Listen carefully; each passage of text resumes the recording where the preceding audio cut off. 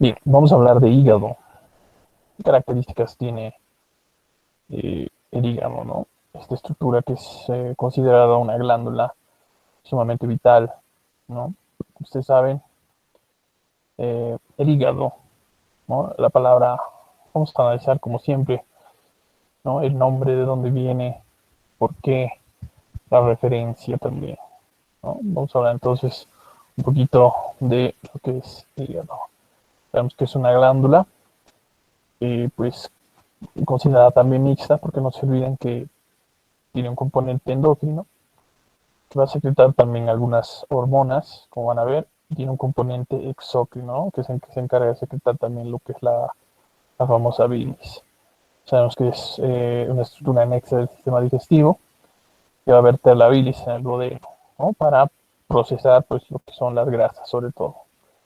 Sabemos que se encuentra por debajo del diafragma, por encima del duodeno y por delante del estómago, ¿no? La palabra hígado viene de fígado como tal o ficatum, ¿no? Que hace referencia y está en relación a los higos, ¿no? Por cierto.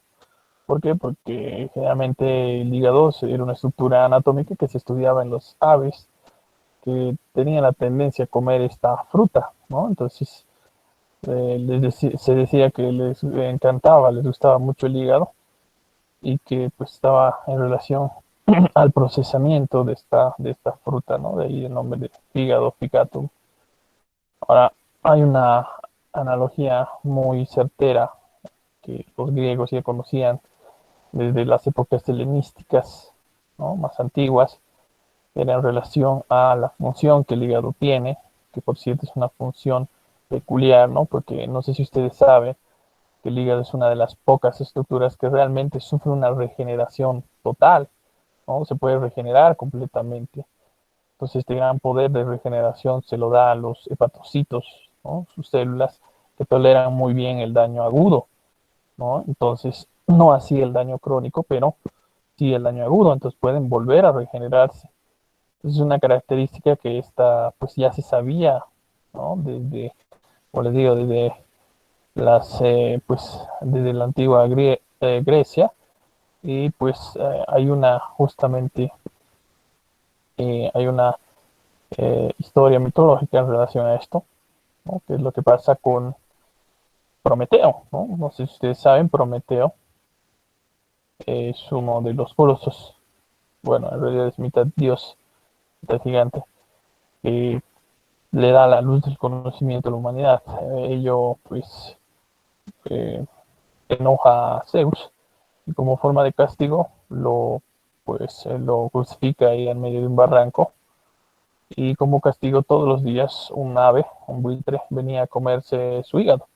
Este se regeneraba y al día siguiente pasaba lo mismo, ¿no? Así constantemente durante, pues, todo el infinito.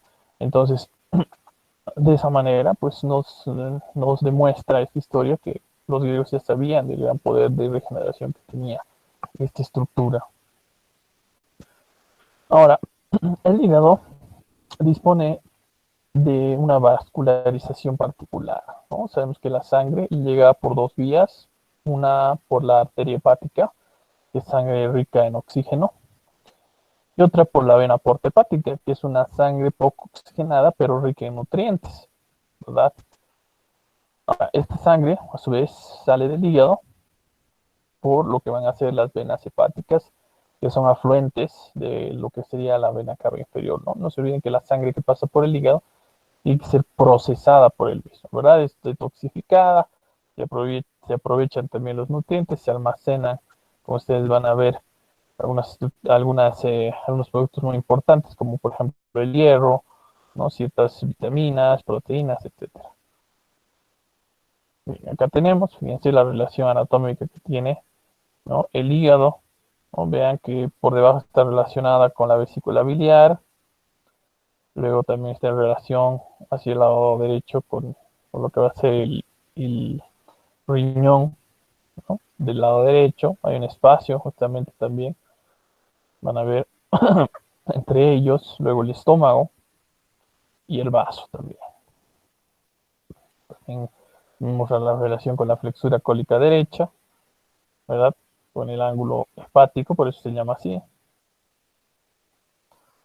Si hablamos un poquito de la configuración externa, tenemos que decir que en el adulto va a representar la mitad superior de un cuerpo ovoide, cuyo eje mayor va a ser oblicuo hacia arriba y a la izquierda. Su parte derecha es más desarrollada, ¿no? Hacia atrás y hacia arriba, lateral a la columna vertebral. Va a presentar para su estudio dos caras y un borde, por cierto.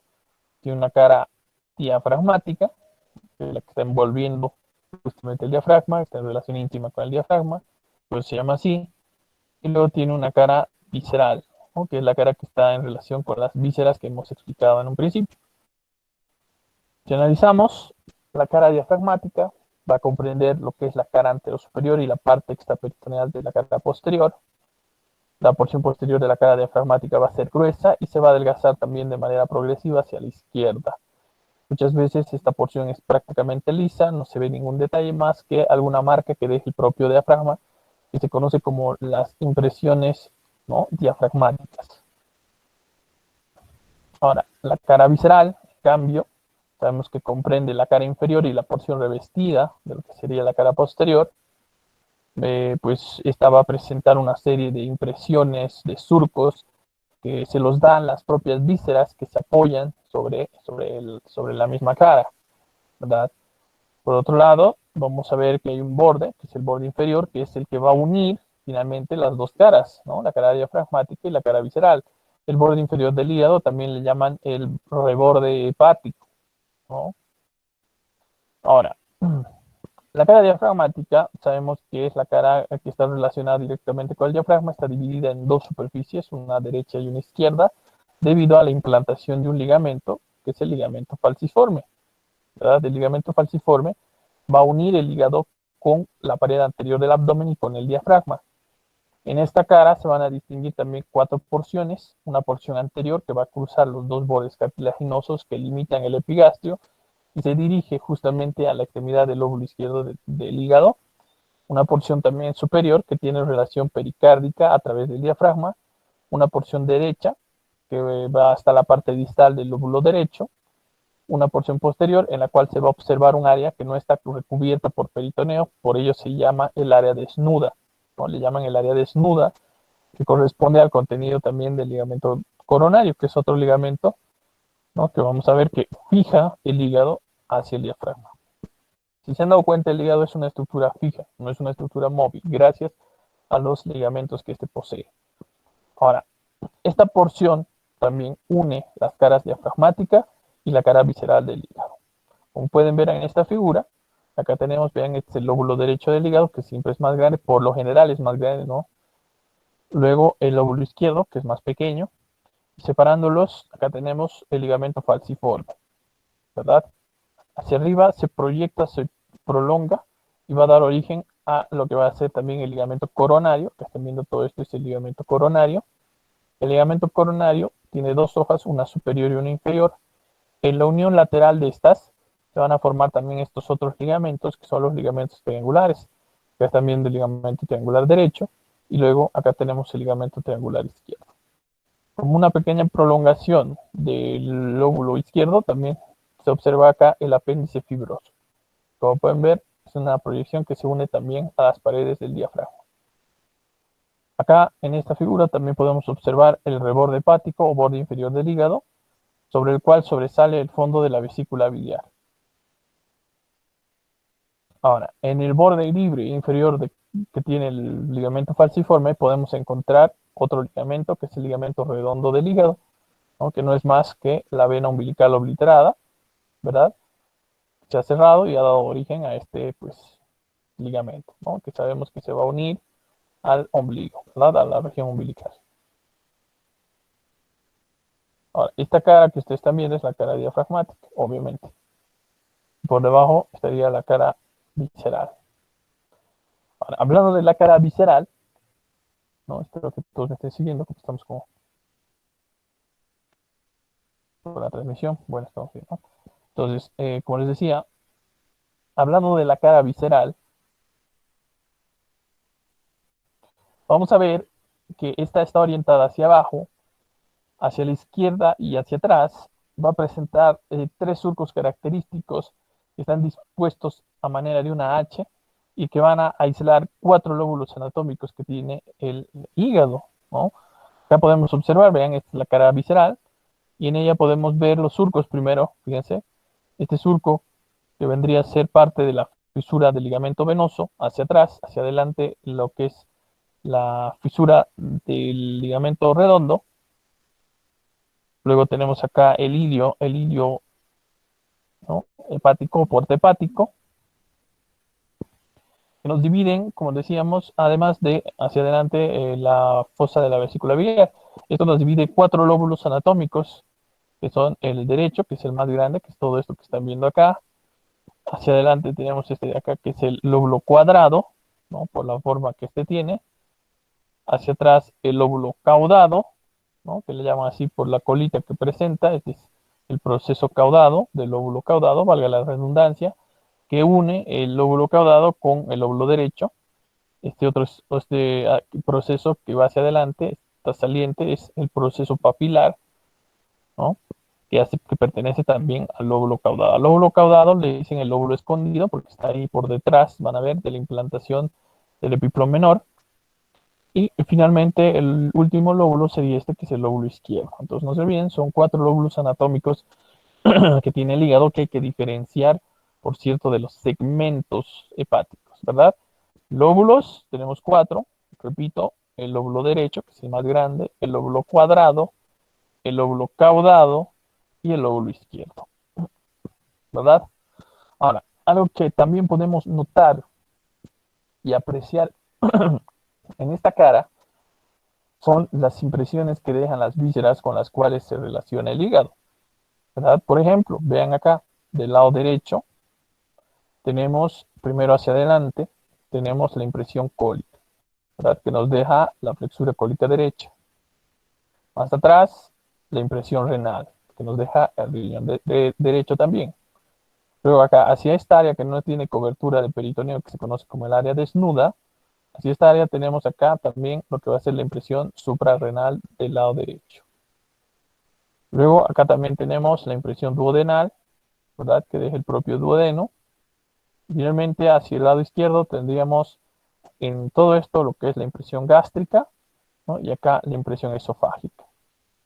¿Ok? Todas esas vísceras son las que se relacionan con esta cara, con la cara visceral del hígado.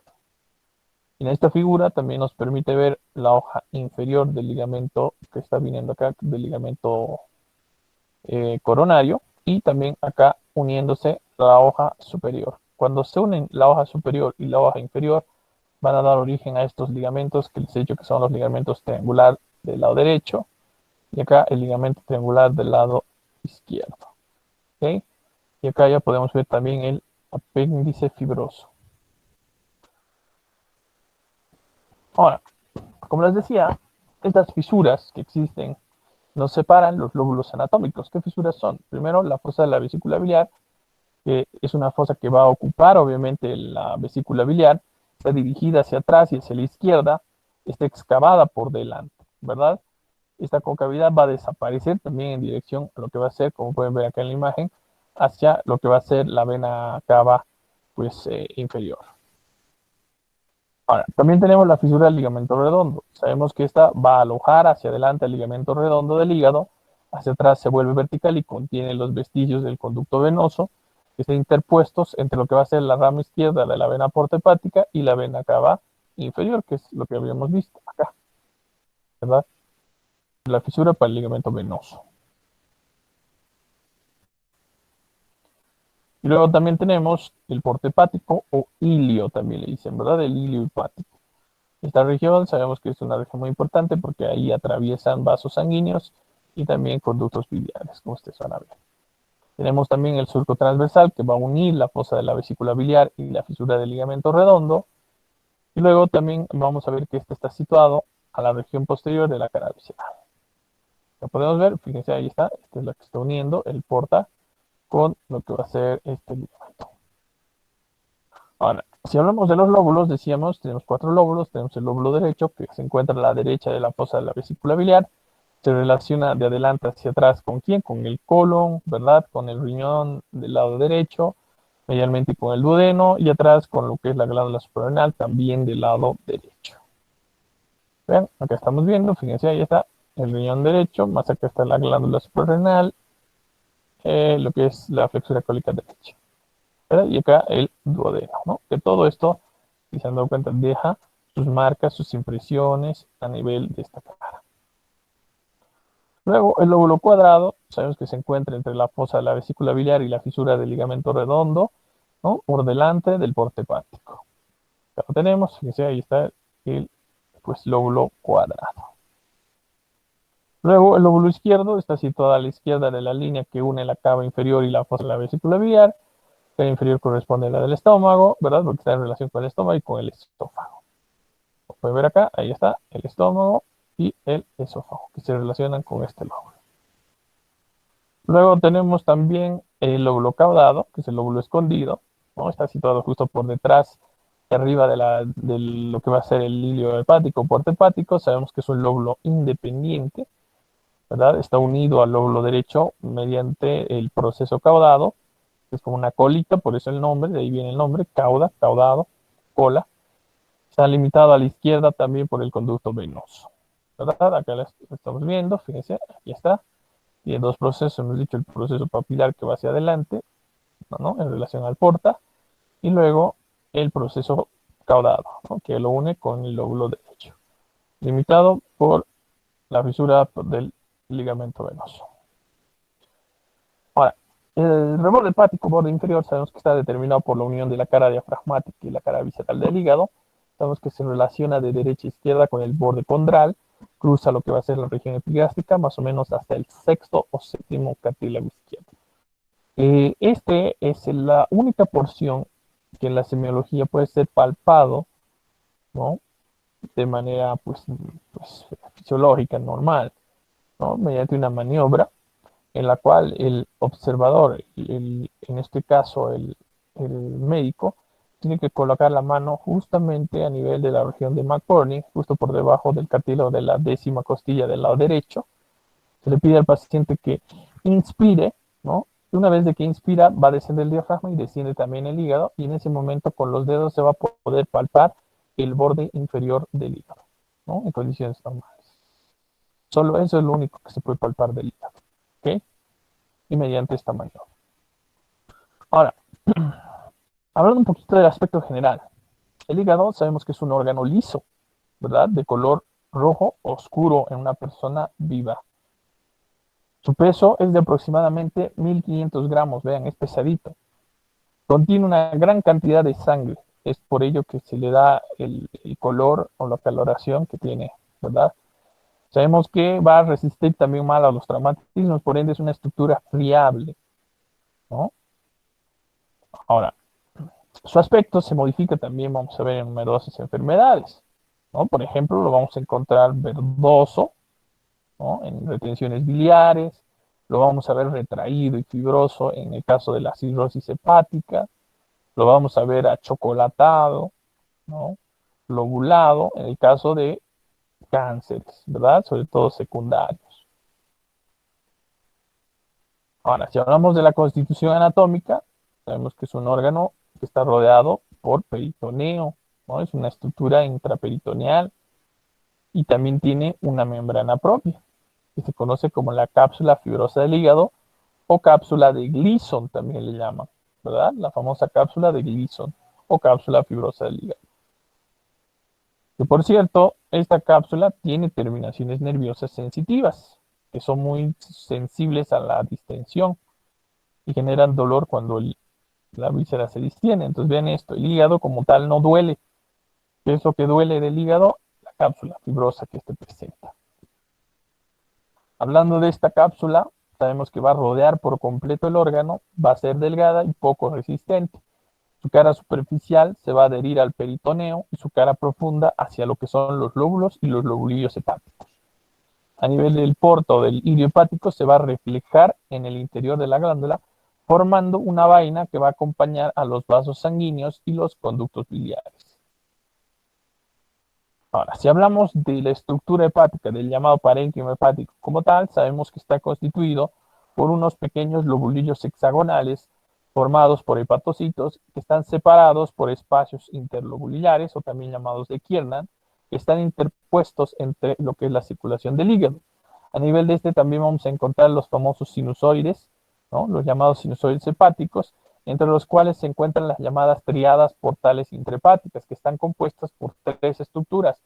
Siempre está compuesto por un pequeño vaso sanguíneo, una arteria, una arteriola, una pequeña vena y un conductillo biliar. Todos esos forman las llamadas triadas portales intrahepáticas, que están rodeando a los sinusoides. Ahora, existe también un espacio que es el espacio de Dicé, entre los cuales se encuentran también algunos otros tipos celulares, ¿no? Aparte de los hepatocitos, que son, por ejemplo, las células, ¿no? Las llamadas células las conocen como las células de Purkinje. Estas células están en relación también, actúan como macrófagos a nivel del hígado. Ahora, como ustedes van a ver, también tenemos lo que son las células hepáticas que se hayan adaptadas, que en este caso los hepatocitos, se hayan adaptadas para la doble función exócrina y endócrina de la glándula, ¿no? Entonces, por eso les decía que es una glándula considerada una glándula mixta, ¿no? Perdón, hace rato les decía, las células que se encuentran en el espacio de son las células de Kupfer, ¿no? Por cierto, no de Purkinje, de Kupfer, perdón, que actúan como macrófagos a nivel del hígado. Ahora, en el caso de sus funciones en relación a los hepatocitos, se dice que los hepatocitos tienen alrededor de más de 1000 funciones, vean eso, ¿no? En realidad más de 500 funciones, que podrían llegar hasta las 1000. ¿Por qué? Porque pues, los hepatocitos, gracias a los hepatocitos, el hígado adquiere como tal la importancia, ¿no? De un órgano vital. Sabemos que los hepatocitos, aparte de producir lo que van a hacer la bilis, también se van a encargar de detoxificar la sangre, ¿verdad? De convertir los fármacos en metabolitos, se van a encargar por otro lado, de almacenar el hierro, de almacenar lo que va a ser la vitamina K, por ende también va a ser muy importante para la coagulación y la función en relación a la producción de proteínas, como las que están en relación con factores de la coagulación, como el factor de von Willebrand, ¿no? Todo esto es muy importante. También la producción de lo que es la albúmina, ¿no? Que es una proteína muy importante que lleva la sangre, ¿no? Todo esto como parte de las funciones, de las múltiples funciones que tiene el hígado.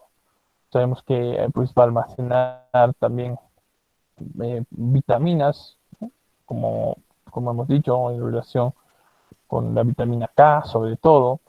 Luego también va a tener un factor importante en la producción de lo que van a ser carbohidratos y sobre todo el almacenamiento, ¿verdad? Va a almacenar carbohidratos mediante lo que es la gluconeogénesis, la glucogenólisis, etcétera, ¿no? Entonces, tiene un factor muy importante también en esto. Ahora, las, dentro de lo que son también las coberturas que tiene el hígado, podemos hablar del peritoneo y los ligamentos. Sabemos que el hígado está ampliamente tapizado por peritoneo, pero este se separa, ¿verdad? En la cara diafragmática en su porción superior por el ligamento falciforme y en su porción posterior por la hoja inferior de lo que sería el ligamento coronario. Ahora, en la cara visceral va a estar también en relación por el epiplón menor, que sabemos que lo une con lo que va a ser el estómago y con el duodeno, ¿verdad? Como están viendo acá en la figura, que tenemos el ligamento falciforme y acá el ligamento coronario.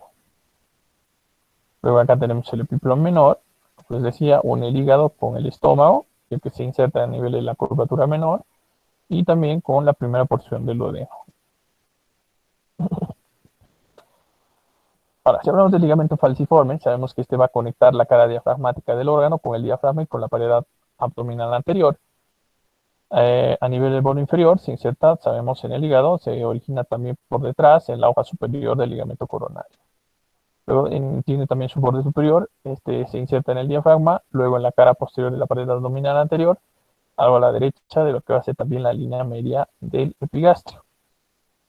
El ligamento falciforme también tiene caras, ¿verdad? Tiene una cara que va de derecha e izquierda cuando se desplaza al hígado hacia abajo, lo que pone en vertical al ligamento.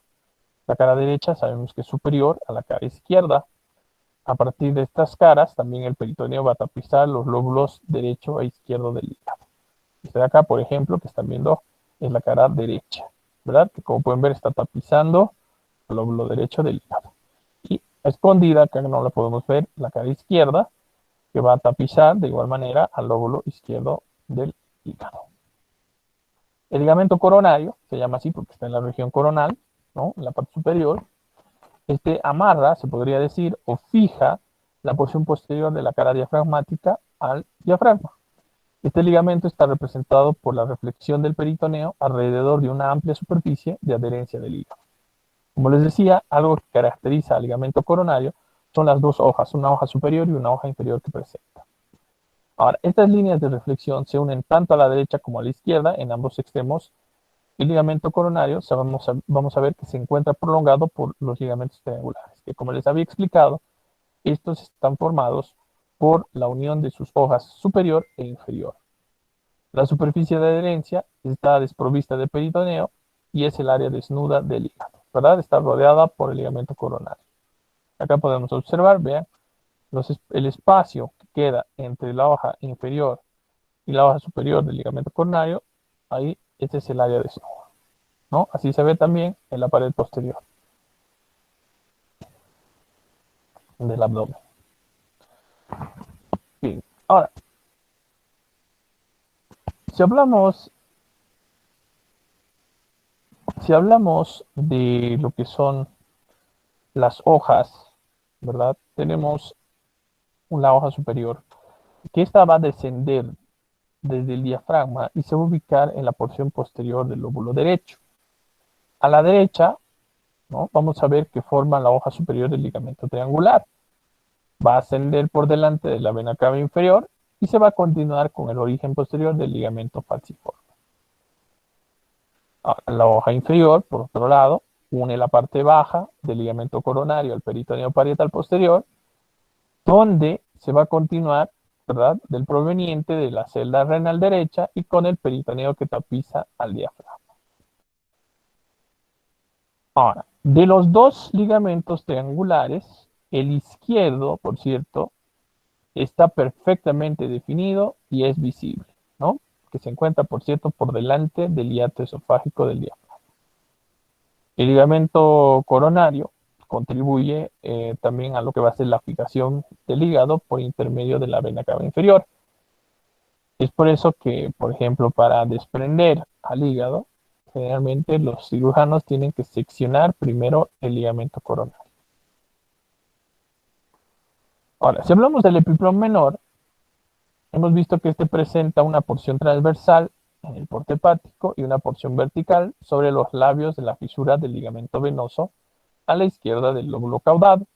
Sabemos en sí que el epiplón menor está formado por dos ligamentos, el ligamento patogástrico, que une el hígado con el estómago, y el ligamento hepatoduodenal, que une el hígado con el duodeno. Ahora, el epiplón menor oculta toda la parte izquierda retroportal de la cara visceral, así como el lóbulo caudado, por eso se llama escondido. El lóbulo derecho puede ser contorneado en su totalidad, excepto a nivel del ligamento triangular derecho. Ahora, el lóbulo izquierdo está situado enteramente delante del epiplón menor y del estómago, ¿no? Y sabemos que es fácil de explorar.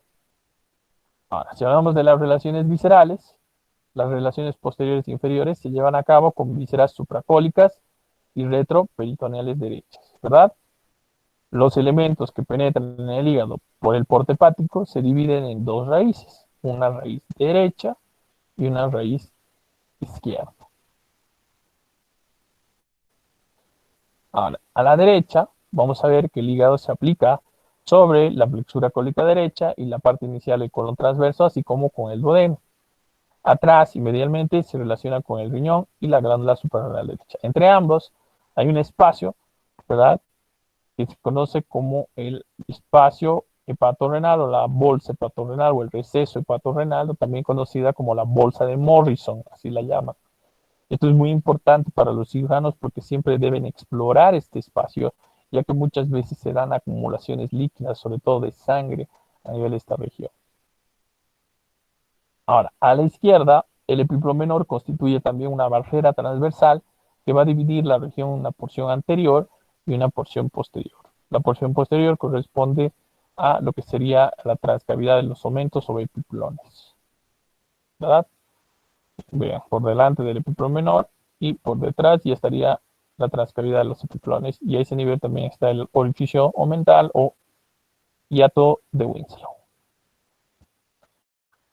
Ahora, por delante del epíplomo menor podemos ver que el lóbulo cuadrado se aplica sobre la raíz hepática y la porción superior del duodeno con la flexura superior del mismo.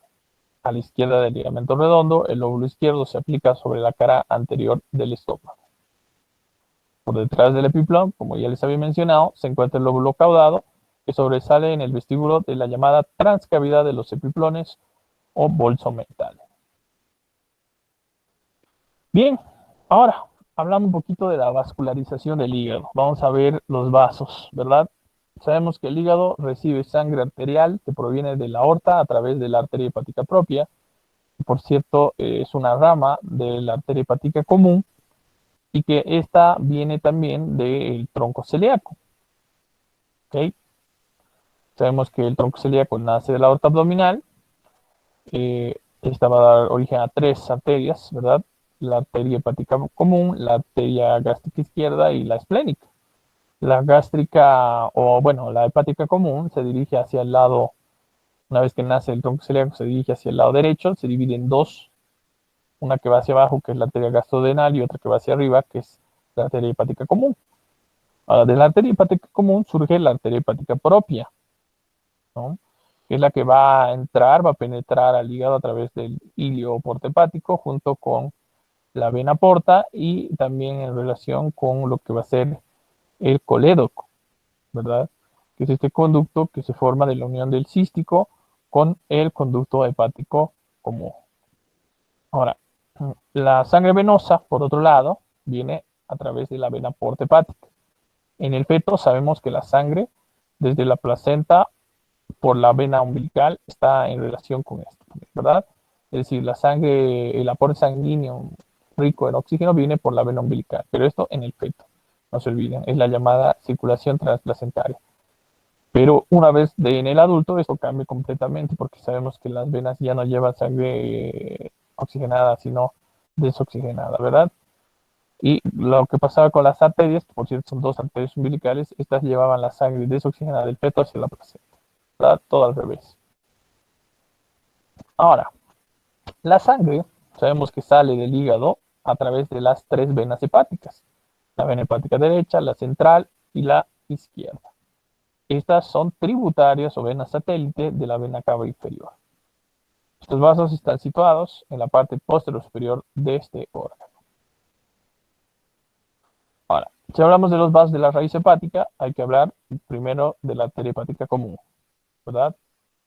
Porque nos remontamos desde el inicio. Como les decía, sabemos que la sangre rica en oxígeno, el aporte rico de oxígeno para llevar a cabo todas sus funciones metabólicas del hígado, pues está dado gracias primero a esta rama de la aorta, ¿verdad? Estamos hablando del tronco celíaco y sobre todo de una de sus ramas de la arteria hepática común. Sabemos que la arteria hepática común se origina del tronco celíaco, se dirige hacia abajo, hacia adelante y a la derecha por encima del páncreas. Después de un trayecto aproximadamente de 4 centímetros, se va a dividir, como les decía en un principio, en dos ramas. Una que se va hacia abajo, que es la gastrodenal, y otra que se va hacia arriba, que es la arteria hepática propia. ¿Qué relaciones tiene? En su origen, la arteria toma contacto con el borde superior del páncreas, cruza el pilar derecho del diafragma, luego se sitúa en el piso del vestíbulo de la transcavidad de los epiplones, cubierta por peritoneo parietal. Ahora, esta, vamos a ver que está oculta por la ampolla duodenal, se relaciona también por arriba con el lóbulo caudado. ¿Qué ramas colaterales va a dar en su trayecto? Va a dar ramos pancreáticos que van a irrigar obviamente al páncreas, duodenales superiores para los ganglios linfáticos y peritoneales, además de epiploicas. Como están viendo acá, fíjense, esta es una imagen, esta es la aorta abdominal, acá están viendo el tronco celíaco, fíjense, acá se está desprendiendo la gástrica izquierda, ¿verdad? Luego acá tenemos también lo que es la hepática, esta es la hepática común, y esta es la esplénica, ¿verdad? Ahora vean esto. La arteria hepática común es la que se va hacia el lado derecho, ¿verdad? Va por encima del páncreas, ¿verdad? Va por delante de la vena porta. Y acá se va a dividir en dos. Una que se va hacia abajo, esta es la gastroduodenal, de la cual surge esta que es la supraduodenal, y esta otra, que es la arteria, la famosa arteria hepática propia, ¿verdad? Ahora bien esto, de la arteria hepática propia, de sus ramas, van a ser, por ejemplo, esta, ¿verdad? La gástrica, parte de la arteria gástrica derecha, que por lo general es rama de la hepática propia. A veces la gástrica derecha puede ser rama de la hepática común, pero por lo general, en la mayor parte de los casos, en el mayor parte de los casos, es rama de la hepática propia, ¿no?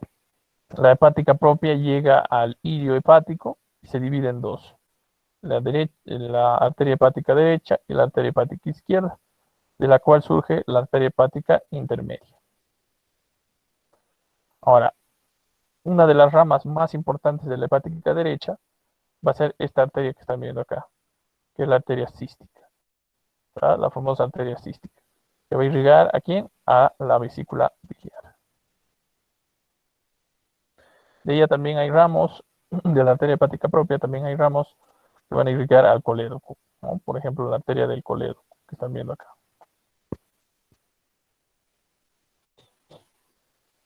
Bien, justamente hablando de las ramas terminales de la arteria hepática común, les decía, tenemos la arteria gastrodenal, que se dirige hacia abajo y adelante, pasa entre la porción superior del duodeno y la cabeza del páncreas, que es la que están viendo acá. Va adelante de la cabeza del páncreas también en su origen, marca el comienzo de la arteria hepática propia.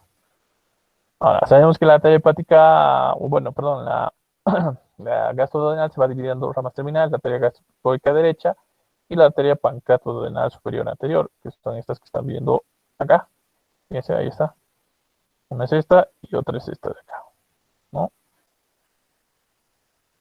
Esta es la pancreatoduodenal superior anterior y esta de acá es la famosa arteria, ¿no?, gastroepiploica derecha.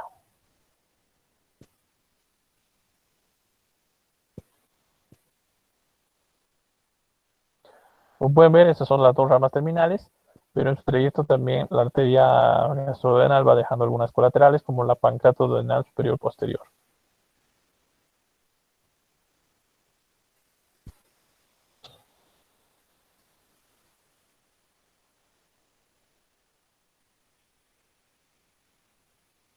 Ahora, la arteria hepática propia, sabemos que se encuentra por delante de la vena porta hepática, a la izquierda de la vía biliar principal, es decir, del colédoco, entre las dos hojas del epíplodo menor. Termina por bifurcarse en las dos arterias hepáticas derecha e izquierda. Ahora, también va a dar ramas colaterales de importancia que les he ido mencionando, como por ejemplo la gástrica derecha, ¿no?, también llamada pilórica. Normalmente está, como les he dicho, rama de la hepática propia, pero a veces puede ser de la común. Luego tenemos también estas pequeñas ramas para la vía biliar principal, que son las arterias del colédoco, ¿no? Luego la arteria cística, que viene normalmente de la arteria hepática derecha, pero a veces puede ser rama directa también de la hepática propia. Y las arterias para la cápsula fibrosa del hígado. Luego tenemos también las ramas terminales, que penetran en el porte hepático por delante de la rama correspondiente de la vena porta hepática y se expanden, ¿verdad?, dentro del hígado, siguiendo las ramificaciones venosas y formando la tríada portal intrahepática. Acá podemos ver la llamada tríada portal extrahepática, que está formada por el conducto colédoco, siempre a la derecha, la arteria hepática propia, siempre a la izquierda, y por detrás la gran vena porta. Esa es la tríada portal extrahepática. Ahora, si hablamos de la vena porta, ¿no?, sabemos que es una gran vena. El sistema de la vena porta hepática está interpuesto entre dos redes capilares opuestas, ¿verdad? La primera, que es periférica, ¿no?, es visceral, y las venas la drenan, constituyen lo que va a ser la vena porta hepática. La segunda es circulación hepática, que se encuentra en la extremidad de las ramas terminales de la vena porta hepática. ¿Cuál es el origen de esta vena? Sabemos que está situada en la parte media de la cara posterior del páncreas, más o menos a nivel del cuello, y se forma gracias a la convergencia de la vena mesentérica superior, que se une a la vena esplénica. En algunas ocasiones, ¿no?, la vena mesentérica inferior puede estar directamente, puede terminar en realidad directamente en la vena porta hepática. Pero la mayor parte de las veces se une primero a la esplénica y luego recién la esplénica se une a la mesentérica superior para dar origen a la porta. Esto en algunas variantes anatómicas, ¿verdad? Pues decía, acá por ejemplo tenemos la vena porta, fíjense, que se forma de la unión de esta, que es la mesentérica superior, ¿no? Y de lo que va a ser esta que están viendo acá, para verla hay que seccionar, como han visto, todo esto, el páncreas y el estómago, y como pueden ver se está uniendo acá a la vena esplénica. Esta es la vena esplénica. Ahora, como pueden ver, la vena esplénica en su recorrido va a recibir como afluente a la vena mesentérica inferior. Ahora, hay una variante donde en vez de que la vena mesentérica inferior termine drenando en la vena esplénica, lo hace directamente acá a la vena porta. O a veces se une inclusive a la vena mesentérica superior. Ahora, ¿qué relaciones tiene? Se distinguen los siguientes segmentos. Tiene un segmento llamado retropancreático porque está por detrás del páncreas, ¿verdad? La vena está en el mesoduodeno, por delante del adosamiento a la derecha de la arteria mesentérica superior y a la izquierda por el conducto colédoco. Luego tiene otro segmento que es el segmento radicular. Acá vamos a ver que la vena está contenida en el ligamento hepatoduodenal. La arteria hepática propia se sitúa delante de ella, ¿no? La vía principal se sitúa por delante y a la derecha de su cara anterior. Ahora, tiene otro segmento que es el segmento portal o iliar, ¿no? Vamos a ver que acá la bifurcación de la vena porta hepática se realiza en contacto con el porta, ¿verdad? Es decir, con el ilio. Este segmento también es profundo. La vena está rodeada por un tejido denso. ¿Qué afluentes recibe en su trayecto? ¿No? Desde su origen, la vena porta hepática, perdón, va a recibir a la vena gástrica izquierda, va a recibir a la vena gástrica derecha, va a recibir a la vena pancreato duodenal superior posterior, a la vena prepilórica y las llamadas venas paraumbilicales. Estas venas paraumbilicales, por cierto, son muy importantes porque son las que unen la circulación externa de, bueno, en realidad las afluentes, las venas superficiales del abdomen con el hígado. Por eso es que muchas veces cuando el hígado está en un proceso, ¿no?, de fibrosis, vamos a ver que aumenta la presión intraportal a nivel de la porta y esto hace que las venas protruyan a través de las mismas y sobre todo a través de la piel y se pueden ver, ¿no? Esto le llaman el signo de cabeza de medusa, ¿no?, en el abdomen, un abdomen que está sumamente dilatado, producto de la ascitis, y esto se ve en pacientes con insuficiencia renal, ¿no?, producto de la hipertensión portal. Ahora, acá podemos ver, vean estas afluentes, aquí están viendo, sin ir muy lejos, la vena gástrica del lado izquierdo, ¿no?, la vena gástrica derecha también, que se unen, se anastomosa, termina en la vena porta, ¿verdad?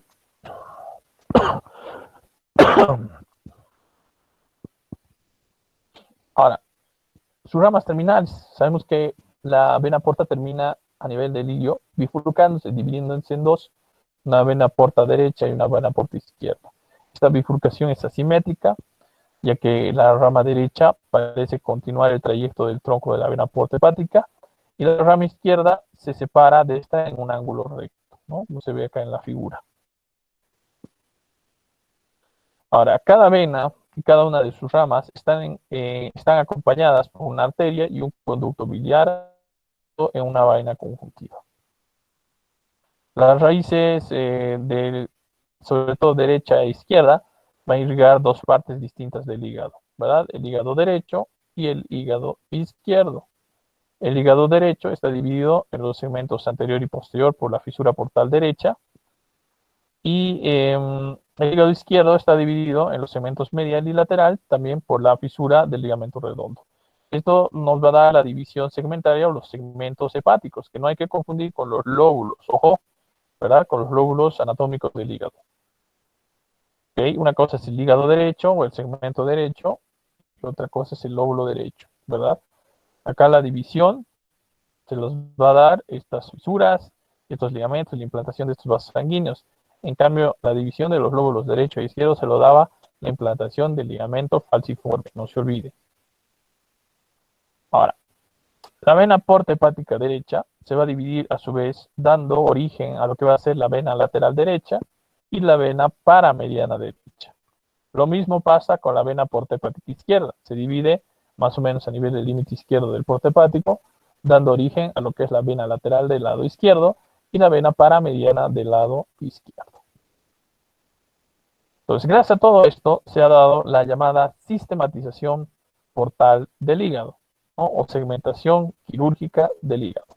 ¿Por qué se llama así también? Porque esto nos va a servir, por ejemplo, para realizar una lobectomía, una segmentectomía. Una segmentectomía es cuando se extirpa un segmento del hígado. Una lobectomía es cuando se extirpa un lóbulo del hígado, ¿no? Ahora, ustedes no sé si han escuchado hablar del alotrasplante hepático, ¿no? Donde se trasplanta un hígado entero completo. ¿Ok?